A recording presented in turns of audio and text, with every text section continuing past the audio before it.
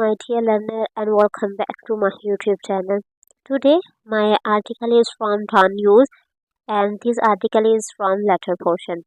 So the title of today article is online games. ये online games के मतलब किसी ने आर्टिकल लिखा और आपको पता है जब लेटर पोर्शन से मैं कोई आर्टिकल सुनता हूँ वो जो राइटर है वो अपना एक्सपीरियंस शेयर करता है कि अगर हमने अपना कोई एक्सपीरियंस लिखना है या अपने वर्ड में कोई स्टोरी लिखनी है तो हम उसे किस तरह लिखेंगे, कौन कौन से टेंसेस हम यूज़ करेंगे। इस वजह से मैंने ये सीरीज़ मतलब मैं मोस्टली टॉपिक जो है मैं इससे लेती हूँ। अच्छा जी, अब देखते हैं कि हम एक आम सी राइटिंग में किस तरह अपनी स्टोरी को बयान कर सकते हैं। इवन दो अगिरचे, ठीक है, उसने कितने मज़े से स्टार्ट की है अपनी स्टोरी। वो कह रहा है इवन दो, लेकिन हम जब भी अपनी मोस्टली हम स्टोरी स्टार्ट करते हैं हम कहते हैं कि I have experience in this, I have a witness, I am the witness of this thing, such type of thing we mostly use. But the writer good qualities, he has started with a very eye catching word even though। वो कह रहा है even though से हमें पता चल रहा है कि कितना मतलब उसने मज़े के वो टेंसेस वो यूज़ करेगा। अब देखिए जी, इवन दो का मतलब है अगेंचे, ठीक है। अगेंचे आई हैव एक्सपीरियंस इन, ठीक है। यहाँ देखिए आई हैव है और साथ एक नाउन है, एडजेक्टिव हो नाउन हो, तो वो हमें इससे पता चलता है कि ये हमारे पास हैव है लेकिन प्रेजेंट परफेक्ट नहीं है। हैव यहाँ पोजेशन के लिए यूज़ हुआ है कि ये भाई मैं इस चीज़ की मलकियत हूँ, मेरे पास ये चीज़ है, ठीक है। आई हैव एक्सपीरियंस इन, मैं एक्सपीरियंस रखता हूँ इसमें, एंड नॉलेज अबाउट वेपन्स, और मैं नॉलेज रखता हूँ अबाउट वेपन्स के बारे में। कहते हैं अगरचा मुझे एक्सपीरियंस है, मैं नॉलेज रखता हूँ वेपन्स के बारे में। आई वॉज सरप्राइज्ड, ठीक है। आप ये देखेंगे कि आई है, वॉज है, उसके बाद V3 है। आप तो बड़े हैरान हो गए देख के कि मैम आपने कहा है जब भी इज आ रहे हैं वॉज और आएगा, उसके बाद अगर V3 आ गया है तो वो पैसिवाइज होगा सिंपल पास्ट का, लेकिन ऐसा नहीं है। कुछ जो एडजेक्टिव होते हैं ना वो V3 की फॉर्म में एग्जिस्ट करते हैं।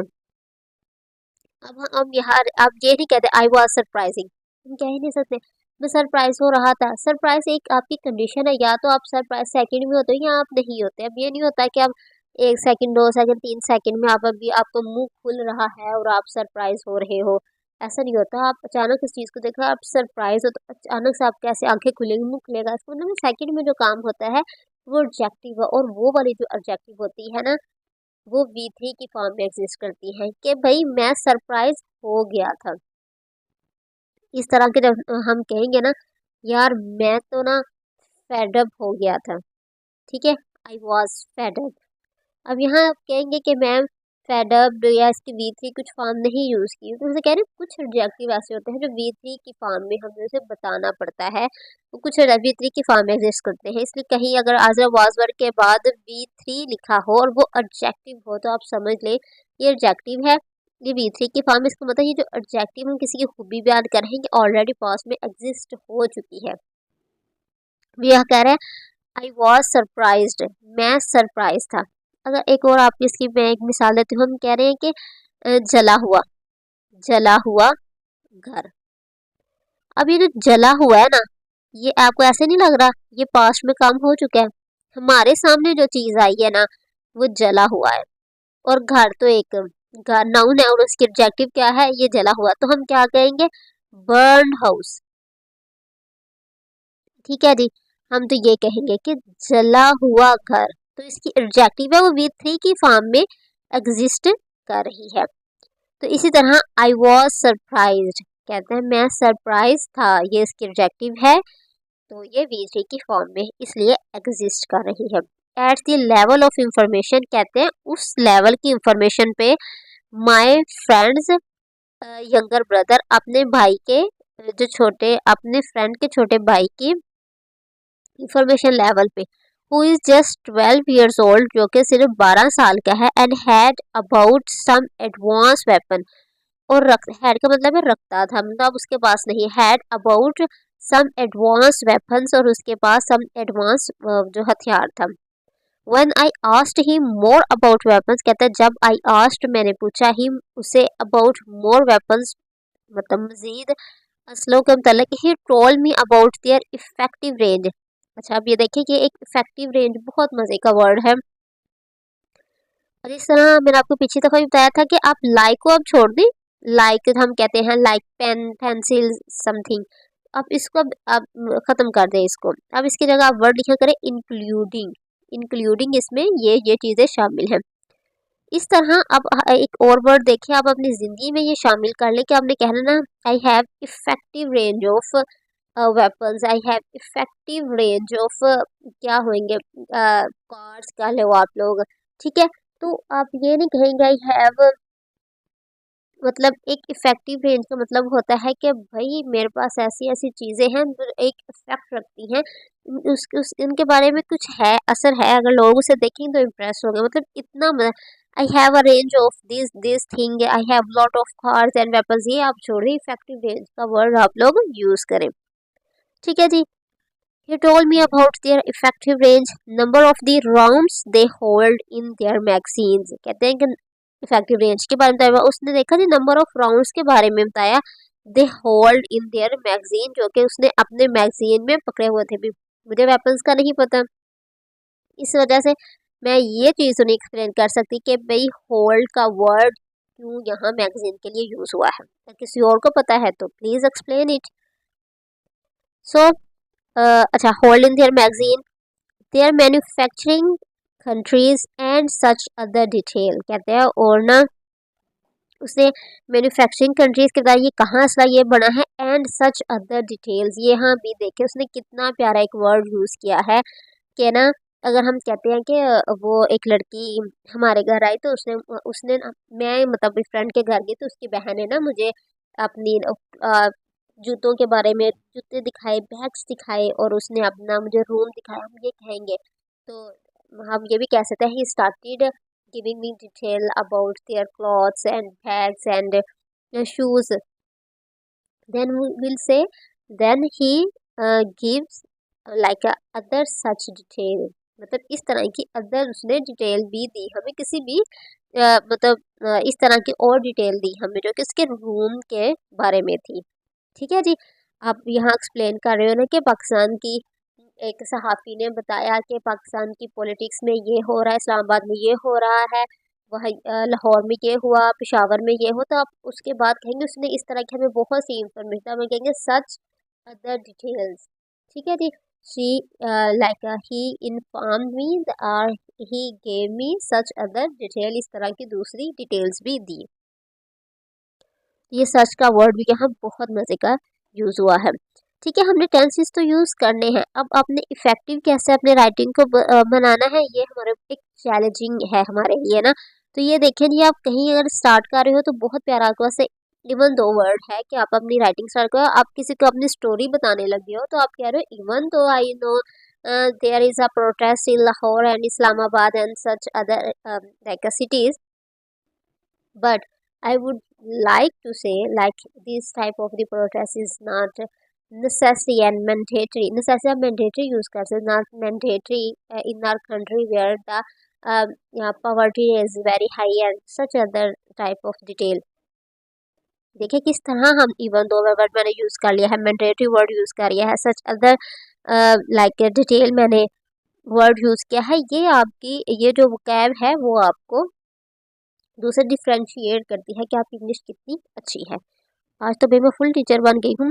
चलो जी आगे देखते हैं जी। इट वॉज अलार्मिंग, कहते हैं ये बहुत मतलब खतरनाक था। That the child had learned it while playing the play unannounced battle player unknown battle ground के पबजी, कहते हैं कि ये बहुत खतरनाक था कि इस जो बच्चा है उसने हैड लर्न ये सब कुछ सीख लिया था मतलब पबजी खेलते हुए।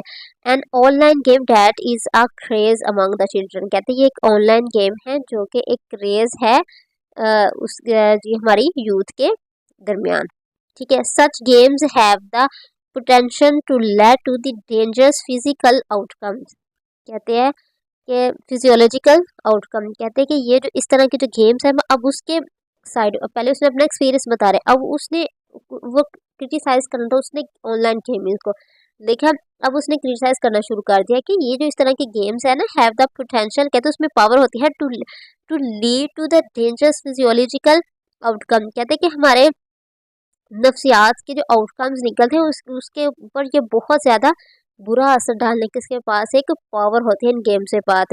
इन August a convoy of the foreign diplomats, convoy का मतलब होता है कि वो एक मतलब दस्ता होता है या काफिला होता है। अ कन्वाई ऑफ द फॉरेन डिप्लोमेट्स, कहते हैं बाहर के एक डिप्लोमेट्स आया था, was attacked by the terrorist which one police officer lost his life, इसमें एक पुलिस ऑफिसर ने अपनी जिंदगी खो दी थी। वाई टू वर इंजर्ड, और 2 जख्मी हुए थे। Investigation reveal that the PUBG chat room was used to plan the attack. अच्छा, मैंने ना ये जो अटैक हुआ था ना, इसके बारे में भी मैंने वीडियो बनाई थी और उसमें बहुत खूबसूरत वो खैब यूज़ हुई थी। तो जब मैंने बनाया था तब इसे ना इस पर्पस के लिए बनाया था कि इसमें बहुत अच्छी वो कैब है, इसमें सेंटेंसेस बहुत अच्छे हैं उस राइटर ने यूज़ किए हैं, तो मैं बताती हूँ।